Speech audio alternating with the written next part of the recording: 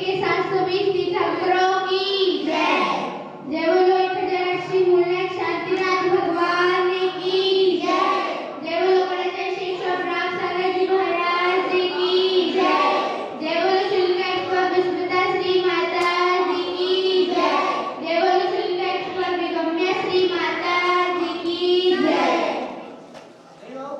माँ जी वाणी श्रवण करेंगे, पठन करेंगे, मनन करेंगे, जैन भूगोल का ज्ञान करेंगे, भक्त नहीं भगवान बनेंगे। नारी की होकर अधोलोक में डुबों से ही त्रस्त रहे, ऊर्ध्वलोक की चकाचौंध से भोगों में ही त्रस्त रहे।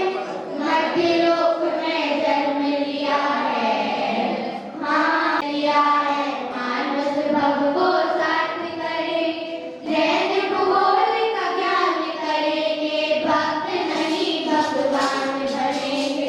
जम्बूद्वीप की सैर करेंगे, पर्वत नदियां देखेंगे, श्रीमंदिर प्रभु वंदन करने महाविदेह में जाएंगे। नंदीश्वर के जिन मंदिर में, नंदीश्वर के जिन मंदिर में मन मंदिर को सजाएंगे, जैन भूगोल का ज्ञान करेंगे, भक्त नहीं भगवान बनेंगे। समय अल्प है, से कम मिलेंगे प्राण, शेष बची आयु में ही तो कर ले अब अपना कल्याण। अब न रुकेंगे, अब न थकेंगे, अब न रुकेंगे, अब न थकेंगे, मोक्ष पथ में मरे रहेंगे, जैन भूगोल का ज्ञान करेंगे, भक्त नहीं भगवान बनेंगे। अष्ट कर्म को नष्ट कराने आओ, सेठोगे रघुनंदन हो तुम, वेदवान का करो विचार, सिद्ध स्वरूप का ध्यान लगाकर, स्वरूप का ध्यान लगाकर सिद्ध शिला पर जाएंगे, जैन भूगोल का ज्ञान करेंगे, भक्त बनेंगे, जैन भूगोल का ज्ञान करेंगे, भक्त नहीं भगवान बनेंगे। माँ जी वाले मनन करेंगे, जैन भूगोल का ज्ञान करेंगे, भक्त नहीं भगवान बनेंगे। सभी से जय श्री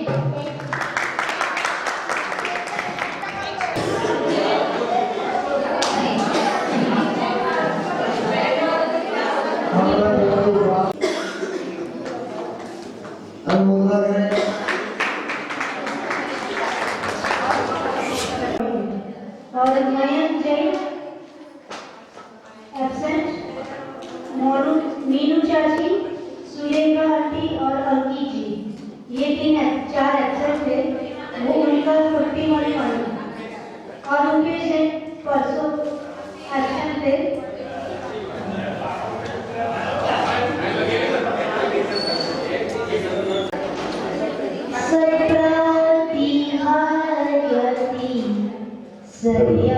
प्रपन्नो गुण प्रवीणो हतदोष संगः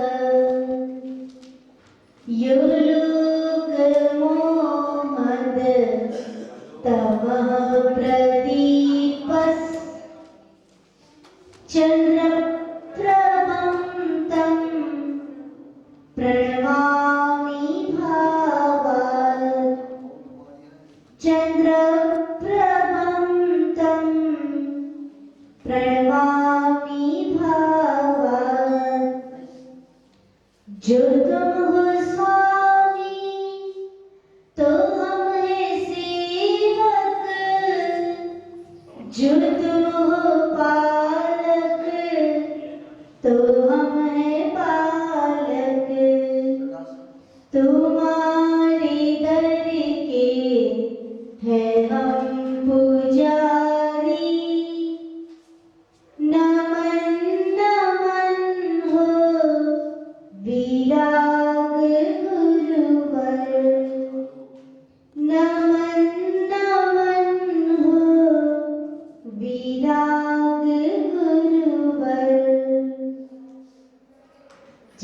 रत्न परमेश्वरी भगवान की, दिवाली देश श्री प्रजाराट आदिनाथ भगवान की, विश्व अन्य श्री प्रजाराट महावीर स्वामी भगवान की, परम पूज्य गणाचार्य गुरुदेव डॉक्टर विराट सागर जी महाराज की, द्वादशाम चिन्मयी माता की, अहिंसा में विश्व धर्म की। एक तो माधवाचार्य जो ये आचार्य रत्नश्री देशभूषण मुनि महाराज के आपको एक राज्य का नाम था। नेक्स्ट 3 बात गले के बारे में आपने कल समझा था, गणोदरी गण और तनुवाद गले। हम पूछ लेते हैं इससे आपको याद रहे। गणोदरी बात गले का कलर कौन सा होता है? गोल्ड। एक साथ बोलना है। गण बात गले का कलर कैसा होता है? मूंग के समान। और तनुवाद गले का कलर कैसा होता है? अनेक रंग वाला होता है। ठीक। गणोदरी बात गले नीचे कितना मोटा होता है? उसकी मोटाई 20,000 यूनिट। गण बात गले और तनुवाद गले जब ऊपर थोड़ा जाएंगे वहां पे कितना रहेगा? 7.5। और ऊपर जाएगा मध्य लोक के बाजू में क्या? 5.43। ब्रह्मा स्वर्ग के पास पहुंचेगा तब 7.54 योजन। और ऊपर जाएगा तब 5.43। और टॉप पर जाएगा तब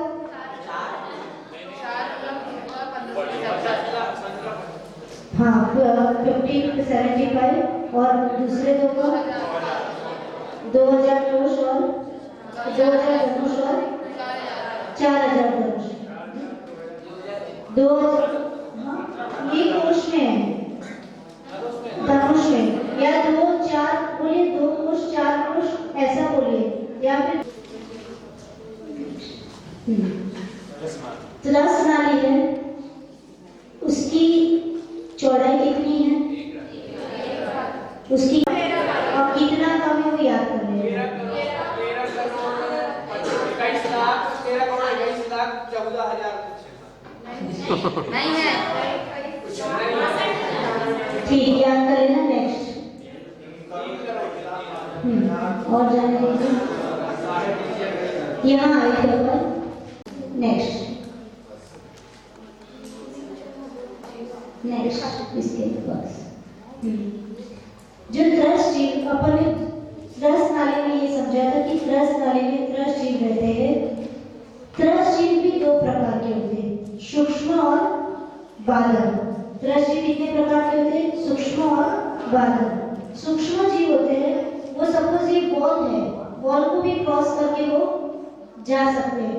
में सूक्ष्म जीव किसी को ना बीच में बाधा बनते हैं, ना किसी की बाधा, जैसे बाधा बीच में आ जाए तो वो किसी से ना रुकते हैं ना किसी को रोकते हैं, उसे सूक्ष्म जीव कहते हैं। तो सूक्ष्म जीव त्रस जो सूक्ष्म जीव है वो तो बाहर भी पाए जाते हैं, लेकिन बादल जीव है वो कहाँ पाए जाते हैं? सिर्फ त्रस नाली में पाए जाते हैं। नेक्स्ट होगा बादल जीव केवल त्रस नाली में होते हैं। उसमें भी जो तेजस का एक जीव है, तेजस का एक यानी अग्नि का है, ठीक है। अग्नि का एक जीव होते हैं, केवल कर्म भूमि में ही पाए जाते हैं। तो आप बोलोगे कर्म भूमि क्या होती है? तो जब अपन मध्य लोक समझेंगे वहां पे अपन कर्म भूमि समझेंगे। कर्म भूमि का मतलब जहाँ असीम मसीह कृषि विद्या वाणिज्य से जहाँ व्यक्ति कर्म करके कर्म भूमि। और भोग भूमि किसे कहते हैं? कि जहाँ पर व्यक्ति कर्म कर से उसको जीवन जीने की सारी सामग्री उपलब्ध होती है, उसे क्या कहते हैं? भोग भूमि कहते हैं। तो तेजस का एक जीव होते हैं, वो सिर्फ कहाँ पे होते हैं? कर्म भूमि में होते हैं, ठीक। और अधूर और भवन वास्तव के जो विमान है उसमें सिर्फ 5 काय के जीवन पाए, 5 कायों के जीव पाए जाते हैं। 5 काय यानी तेजस काय को छोड़ दीजिए, अग्नि काय को, क्योंकि अग्नि काय जीव कहाँ पे रहते हैं? तो जो भवन वास्तव के जो भवन है उसमें अग्नि काय जीव नहीं पाए जाते। नेक्स्ट अब नरक गति के बारे में अपन शॉर्ट में समझते हैं। अधोलोक यानी नरक, ठीक। तो नरक गति सबसे पहले किसे कहते हैं? तो जिस कर्म का निमित्त पाकर आत्मा को नरक भोग प्राप्त होता है उसे नरक गति कहते हैं। और नरक गति प्राप्त होते हैं। तो पाप कर्मों के फल स्वरूप उसको क्या असह्य दुखों को भोगने वाले जीव नारकी कहते हैं और उनकी गति को नरक गति कहते हैं। नरक गति में प्राणियों को गिराता है, पिसता है, ठीक, उसे नरक कहते हैं। जो परस्पर में रत नहीं है, यानी वहां पे किसी की एक दूसरे के प्रति प्रीति नहीं होती है, एक दूसरे के प्रति मैत्री भाव नहीं होता है, उसे क्या कहते हैं? नरक कहते हैं। यानी अलग अलग ग्रंथों के अकॉर्डिंग नरक की अलग अलग डेफिनेशन। नरक गति का वर्णन सबसे पहले अपन क्यों समझ रहे हैं? जैसे 3 लोग हैं, उसमें अपने स्वर्गों के बारे में भी नहीं समझा, मध्य लोक के बारे में नहीं समझा, सबसे पहले अपन नरक के बारे में क्यों समझ रहे हैं?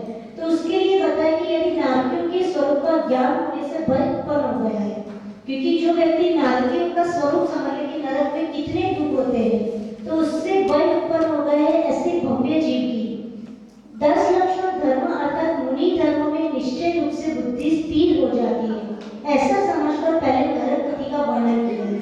नरक गति के बारे में व्यक्ति जो समझ लेता है उसको डर उत्पन्न होता है, और डर के आगे जीत है ना, डर उत्पन्न होता है, और डर के कारण वो क्या करता है? मुनि धर्म 10 लक्षण धर्मों को फॉलो करने में उसकी बुद्धि लगती है, स्थिर होती है, इसलिए नरक गति का वर्णन पहले किया जाता है। ठीक, फिर नारकियों में कौन कौन सी विशेषता होती है?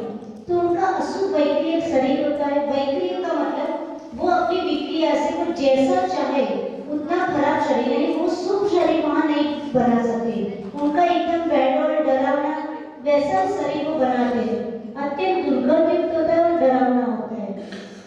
उनके शरीर का आकार बैडोल यानी हुंडा संस्कार वाला होता है। शरीर का रंग धुएं के समान काला होता है, और शरीर में खून, पीप, मांस और विष्ठा आदि पाए जाते हैं। और नारकी अपतक विक्रिया करते हैं, यानी स्वयं अपने शरीर को एक अस्त्र और शस्त्र बना लेते हैं, यानी वहां पे कोई अस्त्र शस्त्र अलग से नहीं मिलते।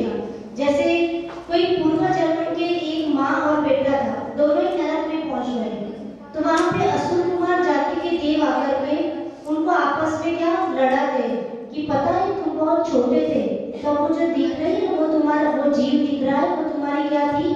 माँ थी, और जब तुम बहुत छोटे थे तो तब तुम्हें वो क्या कर रही थी? तुम्हारी आंखें फोड़ने आ रही थी। क्या बोलेगा वो असुर कुमार जाति का देव? तुम्हारी आंखें फोड़ने आ रही थी। बेसिकली वो आंखें नहीं फोड़ रही थी, क्या कर रही थी? काजल लगा रही थी माँ।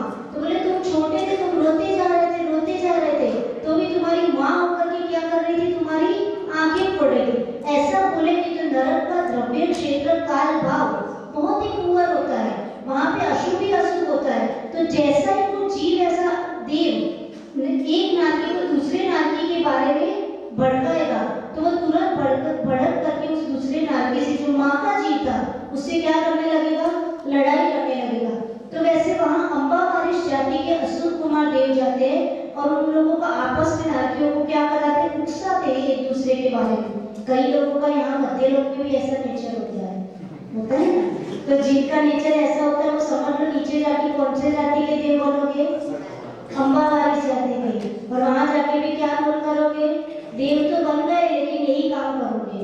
ठीक, नेक्स्ट, नारकियों के शरीर में टुकड़े टुकड़े होने पर भी उनका अकाल मरण नहीं होता, एक अकाल मरण बढ़ जाता है। अकाल मरण का मतलब होता है कि जैसे बहुत कम एज में एक्सीडेंट हो गया, इतना भयंकर असाध्य रोग हो गया, और उसकी एज छोटी होने के बाद के बीच में क्या हो गया? उसकी डेथ हो गई। इतना समय में उसकी डेथ लगभग नहीं होनी चाहिए, लेकिन बीच में डेथ हो जाना कोई ना कोई इंसिडेंट के कारण, तो उसे क्या कहते हैं? अकाल मरण कहते हैं। पर नारकियों में इतनी वेदना होती है, वहां पे इतनी मार पीट, इतना वहां चलता है, फिर भी टुकड़े टुकड़े शरीर के कर देते हैं। कितने टुकड़े, कितने छोटे टुकड़े करते हैं? चढ़ाना पड़ेगा तो उसमें लाइन आती है, तिल तिल करे देह के खंड, असुर भिड़ावे दुष्ट प्रचंड, है ना? तिल तिल जितने छोटे छोटे नारकियों के शरीर के क्या करते थे? दूसरे नारकी जीव टुकड़े कर देते। पर वहां का ऐसा अशुभ कर्म का उदय होता है, और वहां पे फिर से वो टुकड़े जुड़ करके फिर से वो नारकी जीव वैक्रियक शरीर होता है इसलिए फिर से जुड़ जाते हैं, फिर दूसरा मारता है, फिर टुकड़े हो जाते हैं, फिर आपस में जुड़ करके फिर से बॉडी क्रिएट हो जाती है। उनका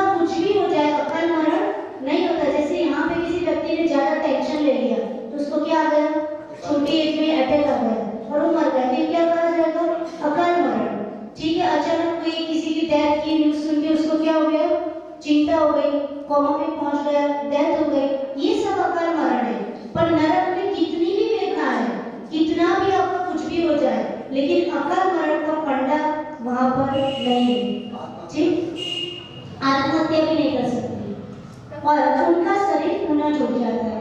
इनके शरीर में निगोदिया जीव नहीं रहते, इनका नपुंसक वेद होता है और इनकी दाढ़ी कुछ भी नहीं नरकी जीवों की नहीं होती है और आयु समाप्त होती है, इनका शरीर कपूर की तरह उड़ जाता है। ठीक, नरकों की मिट्टी कैसी होती है एवं उस मिट्टी की गंध यहाँ पर आ जाए तो क्या होगा? नरकों में मिट्टी कैसी होती है? तो सुअर, कुत्ता, बकरी, हाथी, भैंस आदि के सड़े हुए शरीर की गंध से अनंत गुणी दुर्गंध वाली मिट्टी नरकों में होती है। कैसी मिट्टी होती है? ये सारे प्राणियों है ना, जो खराब प्राणी जिसको मानते हैं, वो सारे प्राणियों की बॉडी जो सड़ जाए और उससे जो गंध आती है, उससे अनंत गुणी वहां दुर्गंध उत्पन्न होती है। ठीक है,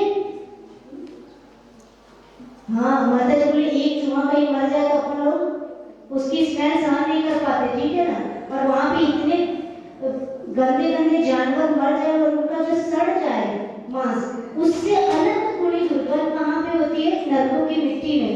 और प्रथम पृथ्वी की मिट्टी दुर्गंध, प्रथम पृथ्वी की जो मिट्टी है वो यदि यहाँ पर आ जाए तो यहाँ एक कोष के भीतर स्थित जीव मर सकते हैं। यहाँ वहां का एक कण लाके यदि यहाँ रख दे तो एक कोष के जीव क्या मर सकते हैं।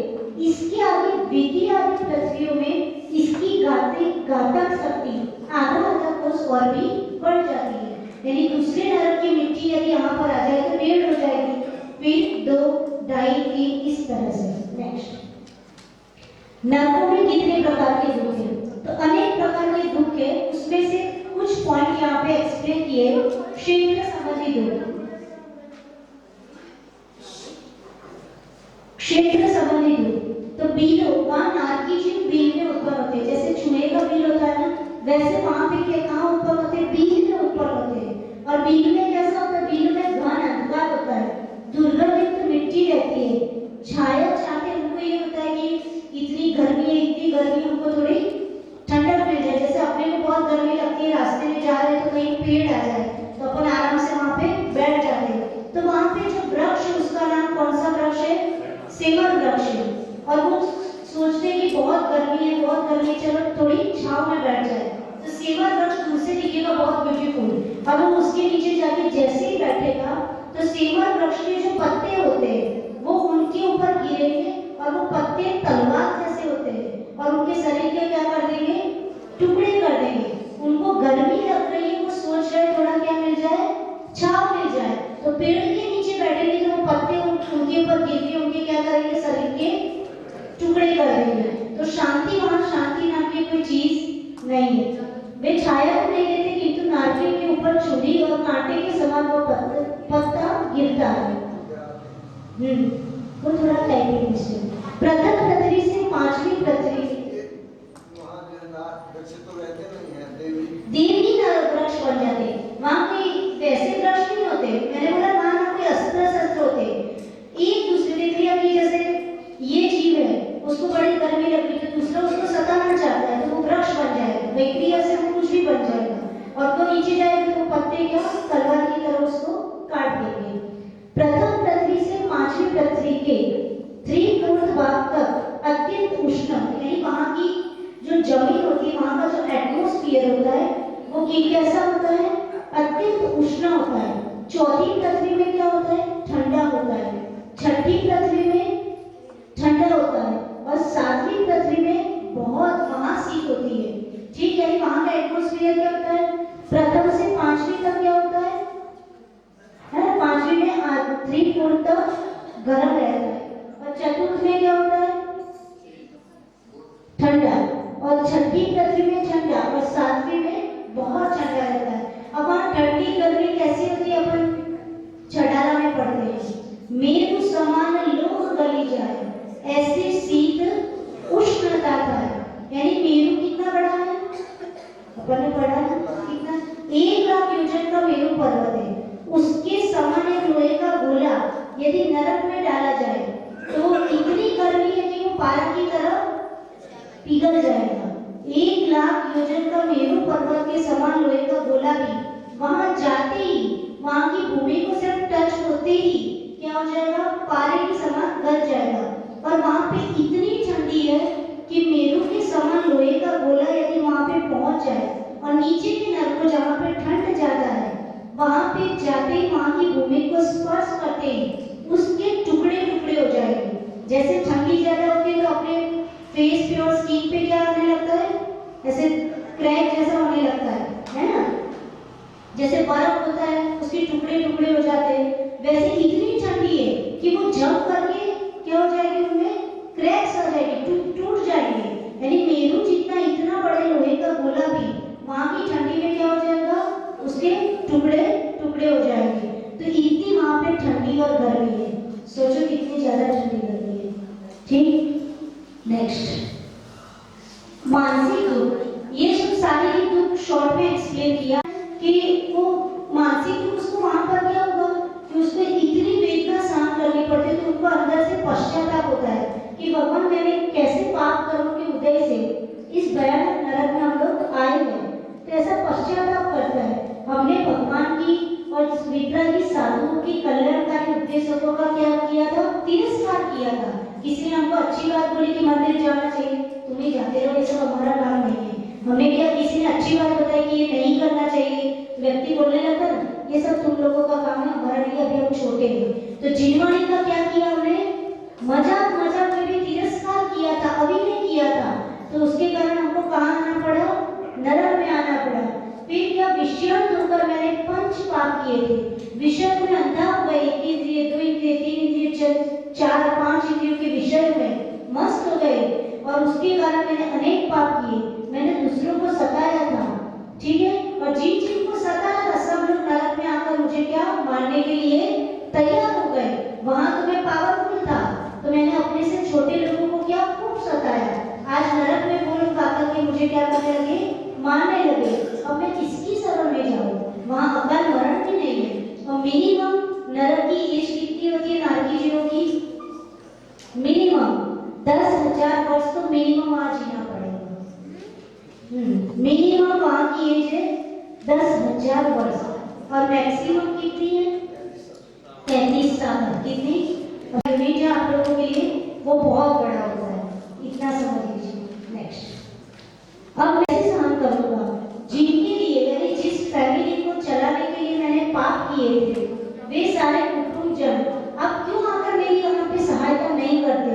जिनको फैमिली को मेंटेन करने के लिए मैंने करप्शन किया था, टैक्स नहीं भरा था, है ना, जितने भी लोगों को उल्लू बनाए थे, छल कपट मायाजाली की थी, आज मैं नरक में आ गया तो वो सब कहाँ गए, वो लोग मेरी हेल्प क्यों नहीं कर रहे। इस संसार में धर्म के अतिरिक्त अन्य कोई सहायक नहीं है।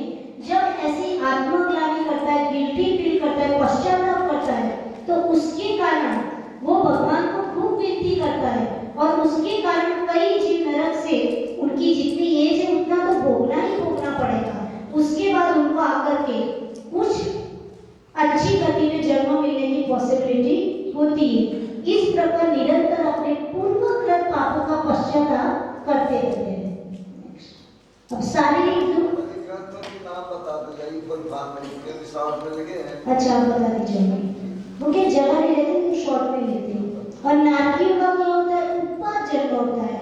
उपा जन्म यानी जैसे जन्म हुआ उनका और एक जैसे सैया जैसा होता है, उसके ऊपर जन्म लेते हैं, वो उछलते हैं। वहाँ नरक का इतना खराब प्रभाव है द्रव्य क्षेत्र का हुआ कि उपा जन्म हुआ और जन्म लेते ही वो इतना उछलते हैं और फिर गिरते हैं। जन्म लेते ही वहाँ स्टार्ट हो गया उछलना गिरना, है ना। तो ऊपर जन्म होता है, ऊपर स्थान नीचे की भूमि पर नहीं, ऊपर के भाग में उल्टा आदि यानी उल्टा जन्म लेते हैं। ऊपर के भाग में ऊंट आदि के मुख की तरह होता है। वहां जन्म लेकर अंतर्मुख में पर्याप्त पूर्ण कर ऊपर स्थान से च्युत हो उल्टे नरक भूमि में अस्त्र शस्त्र, जैसे ही ऊपर जन्म हुआ ऊपर से जब नीचे आएंगे उछल के, तो क्या हो जाएगा, नीचे बहुत सारे अस्त्र शस्त्र रखे हुए 36 आयुध के मध्य गिरकर उसके बीच में क्या होगा, वो गिरेंगे। जन्म लेते ही प्रथम पृथ्वी वाले 7 योजन 31 कोष ऊपर उछलते। प्रथम पृथ्वी के नारकी जी कितना ऊपर उछलते, 7 योजन 31 कोष ऊपर उछलेंगे जन्म लेते ही। और इतना ऊपर उछलने के बाद जब नीचे आएंगे तो 36 प्रकार के आयुधों के बीच में क्या वो गिरेंगे और आगे की भूमि में दुनिया दुनिया उछलते हैं। यानी 7 का 14 इस तरह से डबल डबल होता जाएगा। ठीक नीचे लिखा हुआ है 3 साल यानी 3 और 7 ग्रंथ। ठीक, असुर ग्रंथ ये हमने बता दिया। तृतीय पृथ्वी तक असुर कुमार जाति के देवों की लिमिटेशन होती है। देव होता है वो तीसरे नरक तक ही जा सकता है, उसके नीचे नहीं जा सकते। तो असुर कुमार जाति के देव है वे तृतीय पृथ्वी तक वहां के नारकियों को उनके पूर्वों के वैर का स्मरण कराकर परस्पर में लड़ाने के लिए क्या करते हैं, प्रेरित करते, उकसाते हैं। जैसे यहाँ मनुष्य में मेढे भैंस आदि को लड़ाते, कई जगह ऐसे कंपटीशन होती है ना प्राणियों को आपस में लड़ाने, वैसे ही अम्बा बारिश आदि कुछ ही प्रकार के असुर कुमार देव नरकों में जाकर लड़ाते हैं एवं स्वयं भी उनको मारते हैं। तीनों प्रकृति ग्रंथ। नेक्स्ट, परस्पर प्रद्युत नारकी कभी शांति से नहीं बैठ सकते, न दूसरे को बैठने देते। कई लोग यहाँ पे भी ऐसे होते हैं, ना खुद शांति से बैठते हैं, यानी कुछ ना कुछ करते ही रहेंगे कि कुछ चलता ही रहे बस, है ना। खुद ना शांति से बैठ सकते, ना दूसरों को कोई बैठा हो तो उनको चैन पड़ता है। तो ऐसे जीव कहाँ जाते हैं, नरक में जाके संस्कार के कारण वहाँ पे भी यही काम करते हैं वे। अथवा ये समझ लो जैसे जो जीव ऐसे नेचर के यहाँ पर है वो कहाँ से आए होंगे, हाँ तो वहाँ की प्रैक्टिस होती है ना, तो यहाँ पर कंटिन्यू होती है क्योंकि आत्मा तो वही कंटिन्यू हुई है ना, सिर्फ क्वेश्चन चेंज हुआ है नारकी से मनुष्य का। वे दूसरे नारकी को देखते ही मारते हैं, उनके हजारों टुकड़े कर उबलते हुए तेल की कढ़ाई में फेंक देते। क्या करते थे, एक दूसरे के हजारों टुकड़े करके उबलता हुआ जो तेल होता है, तेल की कढ़ाई बोलते हैं ना, जैसे पूरी तलते हो आप लोग, वैसे उसको क्या करते थे, उनकी बॉडी को वहाँ पे फेंक देते और फिर से वो जुड़ जाती, फिर बढ़िया तलते रहते और फिर से टुकड़े टुकड़े कर देते। वहाँ पे प्रोसेस ये भगवान की वाणी में ये सब किया है। रेफरेंस तो लिखे कभी तब तक, जैसे जो लोग यहाँ पे गलत काम करते हैं, ब्रह्मचर्य व्रत को फॉलो नहीं करते, वो लोगों की नरक में जाके क्या दशा होती है। तो कभी तब तक परस्त्री सेवन करते, वेश्यागमन करते, व्यसनों में लिप्त रहते, उन जीव तब तक लोहे की पुतल यानी एक जैसे पुतलियां बना लेंगे वहाँ पे, और वो कैसे होगी, जैसे तपाया हुआ लोहा होता है वैसे पुतलियों से क्या कराएंगे, वहाँ पे आलिंगन कराते हैं। और कैसे कैसे दुख होते हैं उसको तो केवल भगवान भी नहीं कह सकते। मीन्स ये बोलिए कि तो शॉर्ट में एक्सप्लेन किया है, जितने भी दुख है केवल भगवान भी वहाँ के 100% दुखों को एक्सप्लेन करने के लिए अवेलेबल नहीं है। मीन्स इतने ज्यादा दुख है। तीनों परिणति का रेफरेंस है। रोग कितने होते हैं, तो जितने भी असाध्य दुस्सह रोग जिसका प्रतिकार नहीं कर सकते, ऐसे रोग जितने भी संसार में, वो सभी नारकियों के शरीर के रोग में होते हैं। ऐसा नहीं कि एकाध रोग, सारे रोग जितने खराब रोग हैं जिनका अपन इलाज नहीं कर सकते, वो उनके रोग में होते हैं। भूख प्यास संबंधी दुख, इतनी भूख लगती है, आप लोग छठारा में पढ़ते हो क्या आपके लोग, 3 लोगों को नाज झुकाए, मीठे न भूख कड़ा न लहाए, सिंधु नीर के प्यास न जाए, तो पण एक बूंद लहाए। यानी 3 लोग का अनाज, 3 लोग में कितना अनाज होगा, वो 3 लोग का अनाज इकट्ठा करके यदि नारकी जी को खिला दिया जाए तो भी नारकी की भूख शांत नहीं हो सकती, इतनी भूख लगती है वहाँ पे। लेकिन वहाँ का दुर्भाग्य इतना है, या वहाँ का नियम ऐसा है कि वहाँ पे उसको एक बूंद भी, एक कण भी अनाज का खाने नहीं मिलता है। 3 लोग का अनाज खा जाए तो भी उसको शांति नहीं मिलती, पर एक अनाज, एक कण भी नहीं मिलता है। और प्यास कितनी लगती है, सिंधु नीर के प्यास न जाए, तो पण एक बूंद ला। सिंधु नदी का पूरा पानी उसको पिया जाए समुद्र का,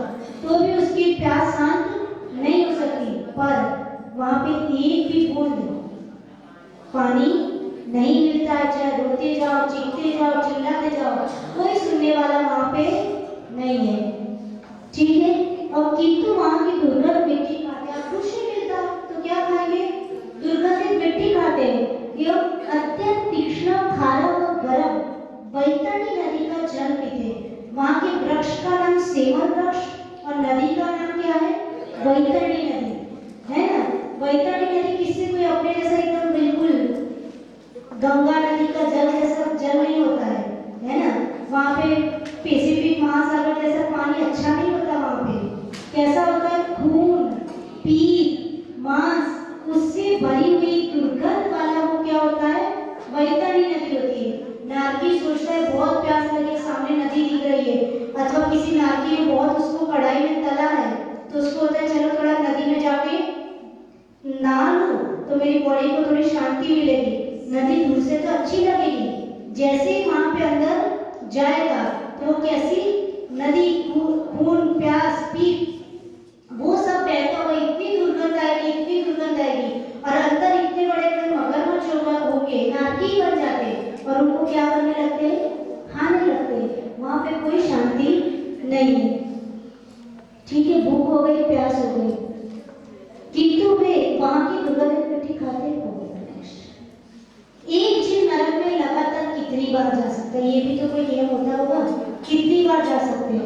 तो प्रथम पृथ्वी से क्रमशः 7वीं पृथ्वी तक, यानी पहली पृथ्वी में जीव 8 बार जा सकता है कांस्टेंट, जैसे नारकी वाला, फिर नारकी वाला ऐसे, दूसरी पृथ्वी वाला 7 बार, तीसरी वाला 6 बार, चौथी वाला 5 बार, पांचवी वाला 4 बार, छठी वाला 3 बार और 7वीं वाला 2 बार लगातार जा सकता है। विशेष इसमें भी कोई इंपॉर्टेंट नियम है, नारकी मरण कर पुनः नारकी नहीं बनता। ठीक है, अतः एक भाव बीच में मनुष्य या तिर्यंश का लेकर पुनः नरक जा सकता है। यानी क्या होगा? नारकी मरण करके तुरंत फिर से नारकी नहीं बनता, बीच में उसको कंपलसरी मनुष्य अथवा तिर्यंश का भाव लेना पड़ेगा। उसने नरक में खूब पश्चाताप किया और कुछ पुराना पुण्य उदय में आ गया तो क्या मिलेगा उसको? मनुष्य जन्म मिलेगा। नहीं तो उसको क्या मिलेगा? तिर्यंश। और तिर्यंश में तो वैसे ही जीव दुखी रहते हैं, किसी ने कोई मारने आया, कोई उसको सताने आया, तो उसके परिणाम क्या होते? खराब तो होते। तो फिर से वो कहाँ जाएगा? नरक में जाएगा। किंतु 7वीं पृथ्वी से पुनः 7वीं पृथ्वी के में जाने के लिए बीच में 2 भाव लेने पड़ेंगे, क्योंकि 7वां नरक सबसे खतरनाक। ठीक है ना। तो 7वें नरक में जाना इतना इजी नहीं होता, क्योंकि वहां की जो सहन, जितना वहां सबसे ज्यादा सहन करना होता है, तो वहां 7वें नरक का एक बार सहन करके जो जीव आए उसको बीच में और कोई 2 भाव लेने पड़ेंगे, और उसके बाद फिर से वो कहाँ जाएगा? 7वें नरक में जा सकता है। प्रथम तिर्यंश का, दूसरा मनुष्य मत्स्य। कौन से 2 भाव? तो पहले तो उसको उसको तिर्यंश गति में उसका जन्म होगा, और दूसरा जो भाव होगा वो मनुष्य भी बन सकता है या महामत्स्य बन सकता है, ऐसे भी नहीं। नरक में लेशिया कौन कौन सी होती है?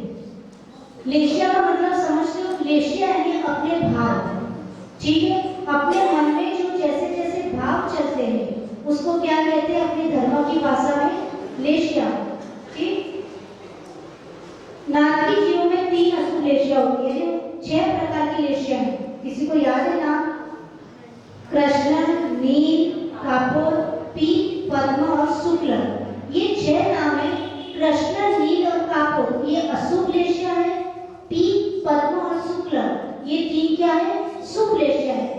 तो अपने जिस समय जैसे जैसे परिणाम, वो तो व्यक्ति खुद ही समझ सकता है ना। जिस समय जैसे जैसे थॉट्स क्रिएट करते, भाव क्रिएट करते, वैसी वैसी अपनी लेशिया क्या चेंज होती रहती है। पर नरक में शुभ लेशिया का कोई मंडा नहीं है, वहां शुभ भाव उत्पन्न हो ही नहीं सकते। वहां 3 अशुभ लेशिया होती है। पहले और दूसरे नरक में कापुर, ठीक है, तीसरे नरक में कापुर और नील, चौथे नरक में नील, पांचवें नरक में नील और कृष्ण, छठे नरक में कृष्ण और 7वें नरक में परम कृष्ण। कृष्ण सबसे तरफ एकदम ब्लैक यानी ब्लैक थॉट्स, नील तो थोड़े नीले कलर, यानी एक आचार्य महाराज ने समझाने के लिए कलर से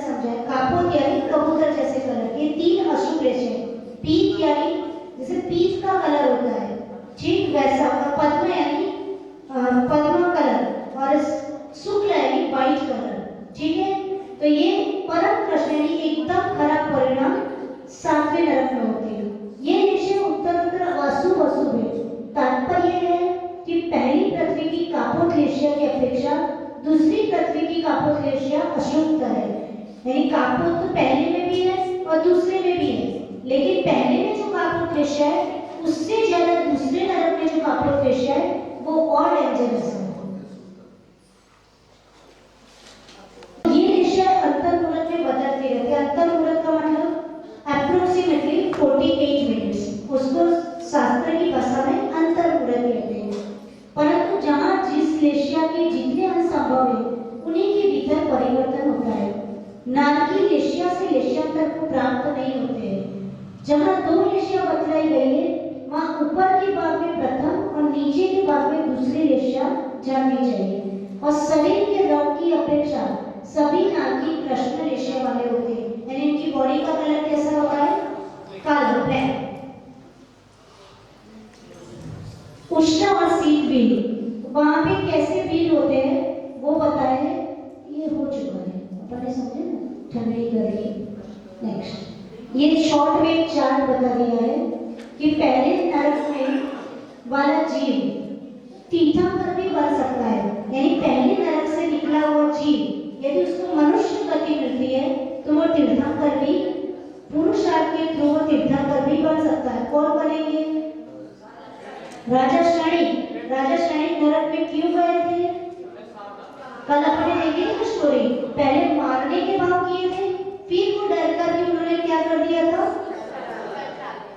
सिर्फ साथ डाला था, बाद में बहुत पश्चाताप किया था, तो उसके कारण उनको नरक में जाना पड़ा।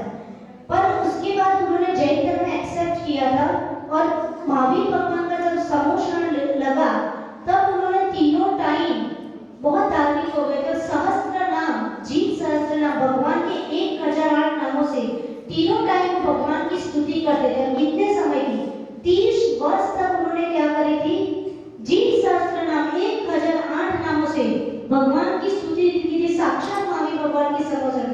और श्रेणी राजा ने 60,000 क्वेश्चन बाय फेस किससे पूछे थे? महावीर भगवान से पूछे थे। इतना वो जीव क्या धार्मिक बन गया था, इतना चेंज हो गया था, लेकिन उसका एक बार नरक गति का फल हो गया था। इसलिए बाद में उसका सम्यक दर्शन इतना निर्मल होने के बाद भी उसको एक बार तो नरक में जाना ही पड़ा। यानी एक बार गलती कर ली फिर कितना भी अच्छा किया, सातवां का पहला नरक हो सकता है, लेकिन पहले का गति चेंज नहीं हो सकती और उसको क्या जाना पड़ा? नरक में तो जाना ही पड़ा। पर बाकी इतना अच्छा पुण्य किया था कि उस नरक से निकल के वो आगे नेक्स्ट जो 24 आएगी, अभी वर्तमान 24, फ्यूचर में जब काल चेंज होगा, अभी कौन सा अवसर पीढ़ी चल रहा है, उत्सव पीढ़ी काल की जो 24 भगवान होंगे उसमें वो क्या बनेंगे? तीर्थंकर बनेंगे। इसलिए एक बार गलती करने का कितना बड़ा खतरनाक परिणाम है कि उनको कहाँ जाना पड़ा? नरक में जाना। यानी भगवान भी आपकी गति को चेंज 30 साल तक उसने जिनेन्द्र भगवान की 3 टाइम इतनी बड़ी बड़ी स्तुति की, पुण्यस्थ हुआ, लेकिन जो पाप मांगा था उसको कंपलसरी उसको नरक में जाना था। रावण भी तीर्थंकर बनेंगे, है ना? श्री कृष्ण भी तीर्थंकर बनेंगे। बस समझ लो एक मिस्टेक के कारण, बाकी बहुत अच्छा। रावण शांतिनाथ भगवान का बहुत बड़ा भक्त था, उसके जितने अच्छी स्तुति करता था कोई नहीं करता था। इतने भगवान से बड़े बड़े रत्नों के थाल चढ़ाता था भगवान को अर्घ में और बहुत स्तुति करना करता था, लेकिन बस खोटे भाव आने के कारण उसने खोटा काम नहीं किया था। खाली क्या किया था? खोटे भाव। उसने कोई खोटा काम नहीं, उसने परस्त्री सेवन भी नहीं किया था, खाली उसके भाव बिगड़े थे। क्योंकि उसने अनंत वीर्य मुनि महाराज का जब एक बार केवली अनंत वीर्य केवली थे उनसे नियम लिया था, उनके समोशान में गए थे तो सब लोग नियम ले रहे थे और रावण वहां दर्शन करके वापस जा रहा था। तो एक मुनि महाराज ने बोला कि तुम भी कुछ नियम ले लो, तो उसको भी हुआ कि मैं नियम ले लूं। तब उसने भगवान के साथ ये नियम लिया था कि कोई स्त्री यदि मुझे नहीं चाहेगी तो मैं बलात्कार उसके साथ, यानी उसको बढ़ जबरी उसका विषय सेवन नहीं करूंगा। और उस नियम के कारण उसने सीता को पकड़ तो लिया लेकिन उसके साथ खराब काम नहीं किया था। समझ में आया? और उस नियम के कारण उसने खराब काम नहीं किया था, लेकिन भाव तो खराब किए थे ना, उसके कारण रावण को कहाँ जाना पड़ा? अब ये सोचो कि अपन तो उसके रावण जलाते, आज तो घर घर में एक रावण है। कितने खराब भाव कब किसके आ जाए कोई ठिकाना है क्या? ठीक, तो ये बात ही। फिर दूसरे नरक का जीव भी तीर्थंकर बन सकता है, तीसरे नरक का है, चौथा नरक का जीव चरम शरीर बन सकता है, पांचवें नरक का जीव निकल करके संयम को धारण कर सकता है, छठे नरक का जीव निकल करके नेक्स्ट फॉर्म में देशपति बन सकता है, और सातवें नरक का जीव भी निकल करके सम्यक को धारण कर सकता है। पर उतने भावों को भी नरक में रह के भी बनाने का ट्राई किया होगा। अब अपन समझते हैं, ठीक, थोड़ा समझ लेते हैं मध्य लोक। अपन अधोलोक का वर्णन अपना क्या हो गया, फिनिश हो गया। नीचे का अधोलोक समझ लिए, 7 नरक के बारे में। 7 नरक में क्या क्या दुख होता है, वहाँ कैसी कैसी वेश्याएं होती है, कैसा आपस में क्षेत्र जनित परस्पर विरोध जनित ऐसे दुख होते हैं। अब अपन लोग कहाँ पे रहते हैं, मध्य लोक में कि ऊर्ध्व लोक में? मध्य लोक में रहते हैं। अब मध्य लोक कैसा है? आप जब त्रस नाड़ी की, कल अपन ने देखा था त्रस नाड़ी को, त्रस नाड़ी के टॉप से आप देखोगे तो मध्य लोक कैसे दिखेगा, इस तरह का। ये भी 2D में है, जैसे 3D में देखो, जैसे यहाँ किसी ने मध्य लोक बनाया है ना, तो राउंड है, राउंड है, राउंड कैसा दिखेगा, फ्लैट। ये अब ऐसी कोई चीजें हम फ्लैट बन नहीं सकती। जैसे आपने क्या चूड़ी रखी, पहले जम्बू द्वीप आएगा, वो थाली के आकार का समान है, फिर एक चूड़ी रखी, बड़ी चूड़ी, उसके अंदर छोटी, उसके अंदर छोटी, उसके अंदर और छोटी, तो कैसे दिखेगा, है ना? त्रस नाड़ी के ऊपर से आप जब देखोगे तो मध्य लोक कैसा दिखेगा, इस तरह से फ्लैट है। और अपन स्कूल में क्या पढ़ते हैं कि ये वर्ल्ड कैसा है, गोल है, फ्लैट है। ठीक, नेक्स्ट समझते हैं इसको। अब 3 लोक का जो सेंटर है, 3 लोक के सेंटर में क्या है, मध्य लोक है। मध्य लोक की चौड़ाई कितनी है, अपन ने पढ़ा था, चौड़ाई कितनी है, 1 लाख। गहराई कितनी है, 7 राजू गहराई। ठीक, और उसकी हाइट कितनी है, जितनी सुमेरु पर्वत की हाइट है, 1,40,000 गहराई और हाइट हो गई। अब मध्य लोक में क्या है, द्वीप समुद्र। अपन ने पहले वाला फोटो देखा, ड्राइंग का, ये सबसे बीच में कौन सा द्वीप है, जम्बू द्वीप, जो ऑरेंज कलर का दिख रहा है। ठीक, उसके बाद एक समुद्र है। ठीक, जम्बू द्वीप से समुद्र डबल, समुद्र से द्वीप डबल, यानी नेक्स्ट आगे जाएंगे उतना उतना क्या होता जाएगा, उसका विस्तार डबल होता जाएगा। जम्बू द्वीप कितना बड़ा है, 1 लाख किलोमीटर का। उसके बाद क्या लिखा है, लवण समुद्र, वो कितने का हो जाएगा, 2 लाख। उसके बाद क्या लिखा है, दातिगम, उस साइड लिखा हुआ है द्वीप और समुद्र के नाम, और नीचे लिखा हुआ है उसका विस्तार।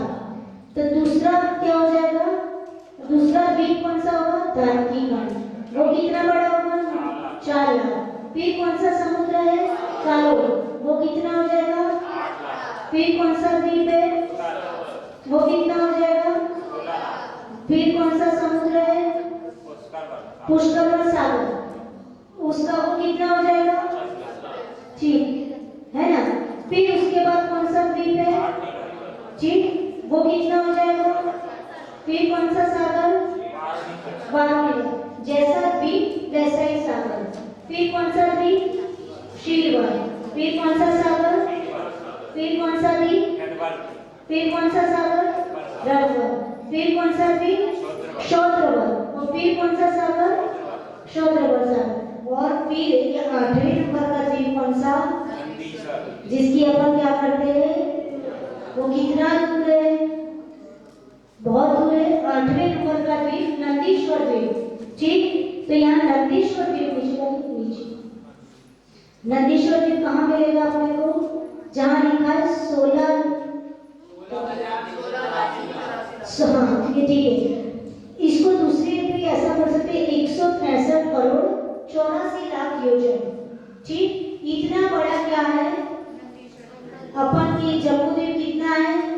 1,00,000 योजन का। और नंदीश्वर द्वीप कितना? 163 करोड़ 84 लाख योजन का क्या है? नंदीश्वर द्वीप। डबल डबल करके जाना है।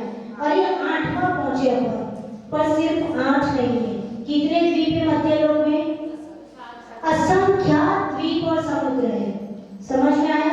असंख्यात द्वीप और समुद्र है। पर यहाँ पे जितना अपन लिख सके उतना लिखा, फिर नीचे क्या कर दिया? 2 लाइन छोड़ दी, असंख्यात द्वीप और असंख्यात समुद्रों की। और ये पीछे से गिना है, यानी हमने कल बताया था कि 6 महीने ऐसे रहे अपने कि पूरे शास्त्रों की क्या कर दी इन लोगों ने? होली चला दी। तो अपने पास अभी जितना साहित्य उपलब्ध है उसमें स्टार्टिंग के 16 द्वीप और समुद्र के नाम अपने पास अवेलेबल है, और लास्ट के 16 द्वीप और समुद्र के नाम अपने पास अवेलेबल है। बीच के जो असंख्यात द्वीप और समुद्र है उसको कहा भी नहीं जाता, और दूसरी बात इतना कहाँ तक है, और अपने पास उसके नाम भी अवेलेबल नहीं है। अब नेक्स्ट कीजिए, अपन 16 द्वीप और समुद्र के नाम दे दिए, 8वें तो दे लिए, बाकी नेक्स्ट। ये 8 पहले के 8 ये अपन एक ड्राइंग में देंगे। अब नेक्स्ट 8, ये बाकी के नेक्स्ट 8, ये 16 द्वीप इस प्रकार ये 16 द्वीप और समुद्र के नाम शास्त्रों में बताए गए।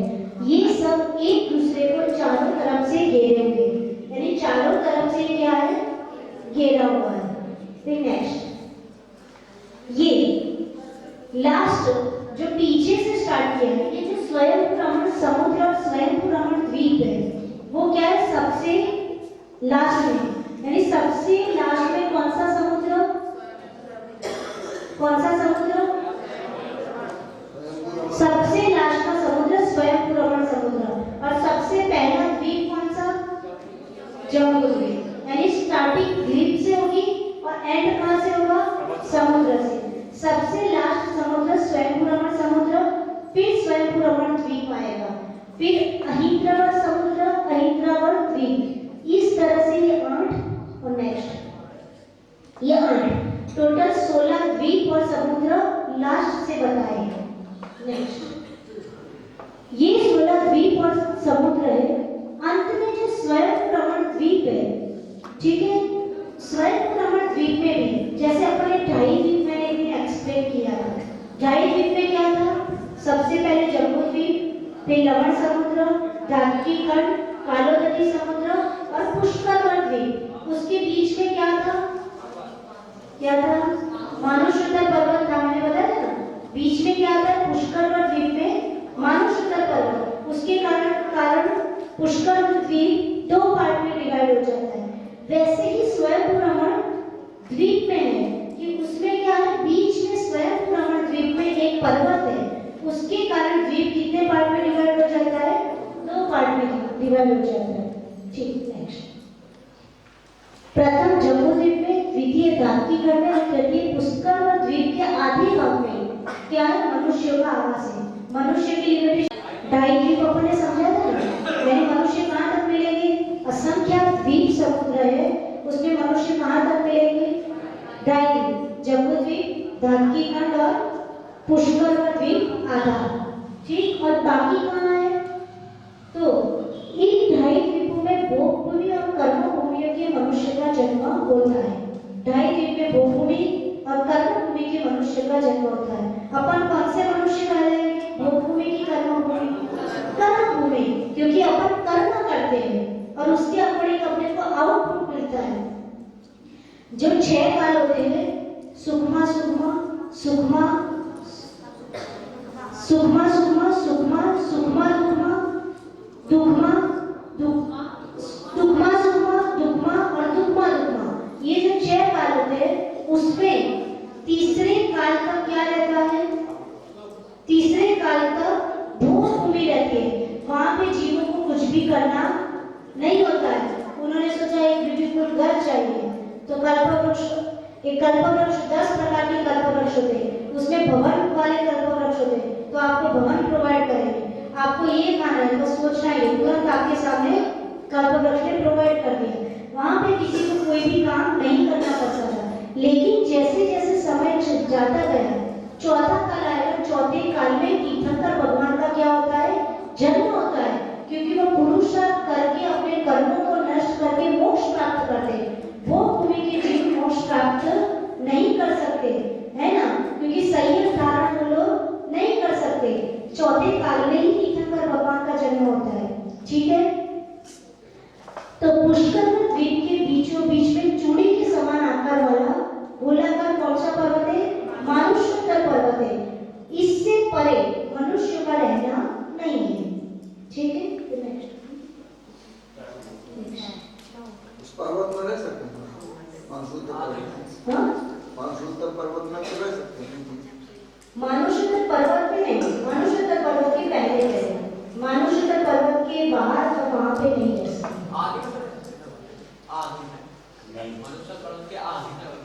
मानुषोत्तर पर्वत तो गोल है ना, जैसे ये पूरा द्वीप है, तो द्वीप का बिल्कुल सेंटर में गोलाकार क्या है?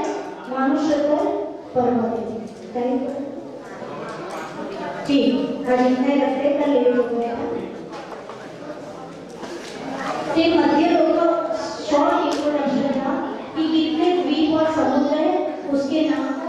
और मध्य लोक जब ऊपर से देखोगे तो बिल्कुल कैसा दिखेगा? Round and round. रस नाली के ऊपर से देखोगे तो बीच में राउंड एंड राउंड ऐसा दिखेगा।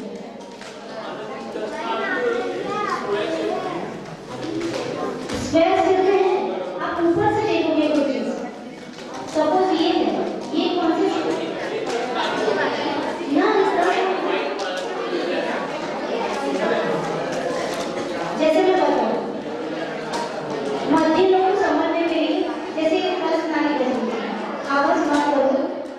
देखो कोई क्वेश्चन अच्छा है एग्जाम में आएगा, सुनिएगा। जैसे रस नाली है, सब समझ में ये लाइन, और मध्य लोग क्या है, अपन इसको ही समझते हैं मध्य लोग की लाइन है। अब मध्य लोग को ऐसे निकालना और ऐसे कर दीजिए तो कैसा दिखेगा? समझ में आया? जैसे ये मध्य लोग की लाइन है, मध्य लोग को निकाल करके उसको ऐसा कर दीजिए तो ये सीन दिखेगा।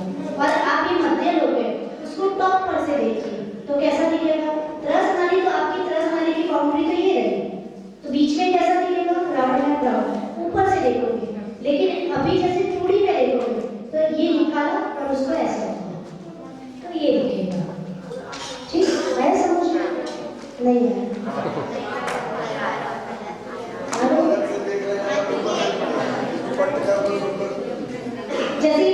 जैसे ये रस नाली की बाउंड्री, ये समझिए इसको, माइंड के इसको। ठीक, अब आप ऊपर से देखोगे तो कैसा दिखेगा? राउंड एंड राउंड, है ना। और जब ये कैसी चीज है, इसको आप निकालिए बाहर ऐसे स्ट्रेट, ठीक, और इसको ऐसा कर दीजिए तो फिर कैसा दिखेगा? क्वेश्चन आंसर बातें मत करना। फर्स्ट क्वेश्चन, नरक में कौन से जाति के देव होते हैं जो आपस में लड़ाने का काम करते हैं, जिसको अभी तक केपी का प्राइज नहीं मिला? असल कुमार देव जो होते हैं अमृत नाम के, वो जो है तीसरे नरक पर जाते हैं और नार की तीनों को आपस में लड़ाते हैं। वो देव का नाम क्या है? देव के नाम अम्बा व अम्बरीश।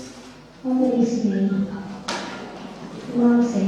छोटो है तो असुर कुमार देव होते हैं। असुर कुमार तो है, पर असुर कुमार में भी जैसे आपने क्या कहा जैन है, पर जैन में भी गोत्र होता है कैसे? अम्बा व अम्बरीश नाम के। अम्बा थोड़ा थोड़ी सी मिस्टेक है। हाँ, पीछे अब कोई तो हो जाए, कोई बात नहीं, कोई तो हो जाए।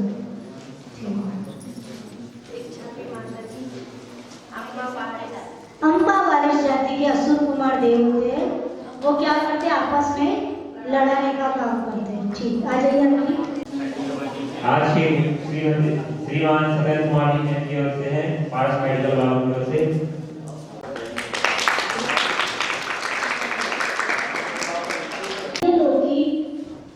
चौड़ाई, गहराई और हाइट कितनी है? बहुत इजी है, जिसको एक भी बार नहीं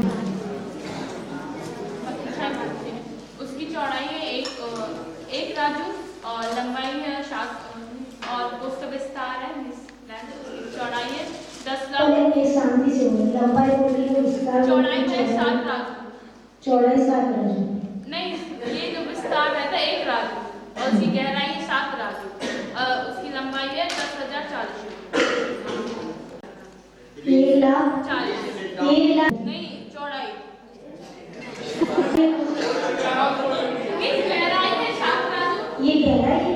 मीन्स अंदर साइड हाँ। ये ठीक है। और जो विस्तार है उसका 1 राजू। विस्तार अरे ये चौड़ाई हाँ, नीचे का और उसकी ये क्या है ना, लंबाई उसकी 1,40,000 हो जाना है। और जो ये चौड़ाई है 1 राजू है और गहराई है 7 राजू। ठीक है।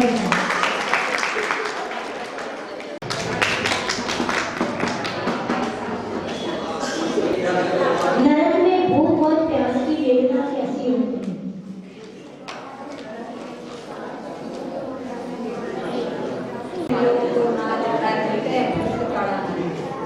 कैसे? नरक में ऐसी भूख लगती है कि 3 लोग को ना निकालो तो भूख क्या है?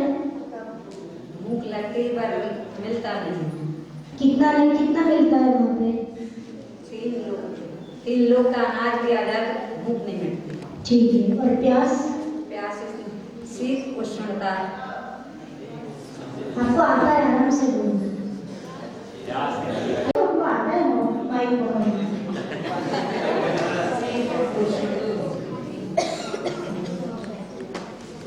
प्यास कितनी लगती है वहाँ? क्या मन जोड़ ले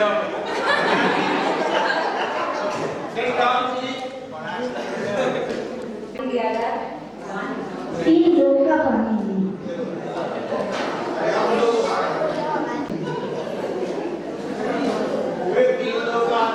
तो मिलता कितना है वहाँ? मिलता बिल्कुल नहीं है। मिलता नहीं है, वो मिलता है तो गंदा पानी और गंदा पी को ये सब।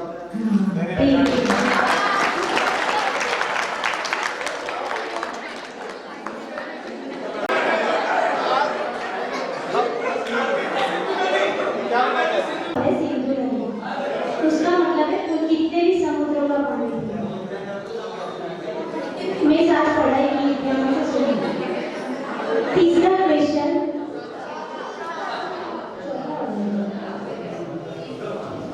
कोई भी 4 द्वीप के नाम बताएं और 2 समुद्र के। 4 द्वीप और 2 समुद्र। पीछे देख के कुछ नहीं करना। पूछना मत लाबर समुद्र, कालो नदी समुद्र। ठीक। और जम्बू द्वीप, रात्रि नंदी छोटी। Very good. 4 द्वीप, जम्बूद्वीप, रात्रिगंज, पुष्कर द्वीप और नंदीश्वर द्वीप। लहर समुद्र, काली नदी समुद्र।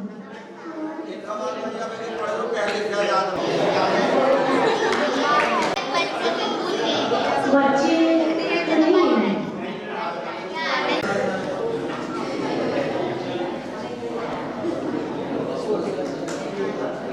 हमने एक एग्जाम्पल बताया था नारियों को कैसे आपस में लड़ाते हैं, वो एग्जाम्पल बताया है।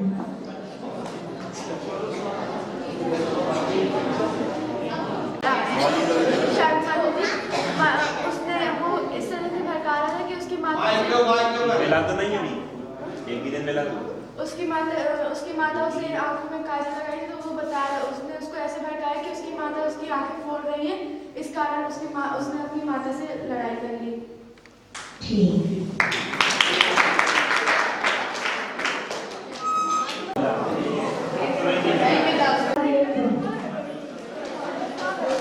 चिन्हवाड़ी के जान से सूझे लो कालो, सोवाड़ी मस्तक में सवारी कर दो।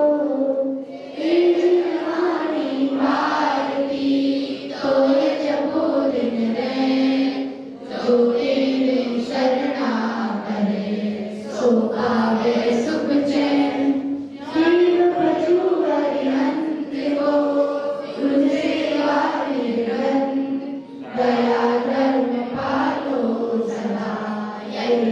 मोक्ष पावन बार बार नर तन ना मिलता क्यों बेकार करे गुरुजनों की वाणी सुनकर क्यों ना भला करे संसार सुख धर्म करत निर्वाण धर्म पंथ साधे बिना धन दिल अंश समान। जय बोले राधेश्याम जी माता की जय।